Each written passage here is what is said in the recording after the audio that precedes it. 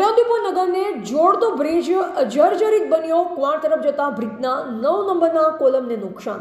બ્રિજના 9 નંબરના પાયાને નુકસાન થતાં જોખમી બન્યો. પાયા સપોર્ટ વગરના હોય તેવી શંકા. ઉપરથી ભારે ભરકમ વાહન પસાર થતાં બ્રિજમાં કંપન થતા રેતી ખરવાના બનાવ પણ બની રહ્યા છે.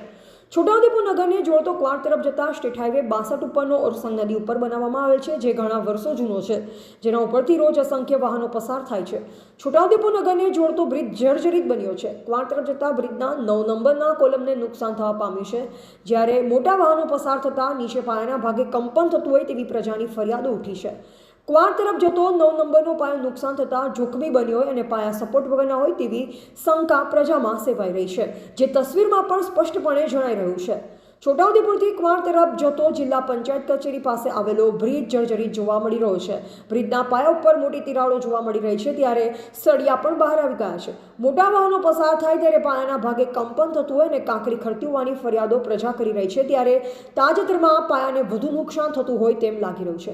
આવનાર સમયમાં કોઈ દુર્ઘટના બને તો જવાબદાર કોણ, તે પ્રશ્ન પ્રજામાં ચર્ચાઈ રહ્યો છે.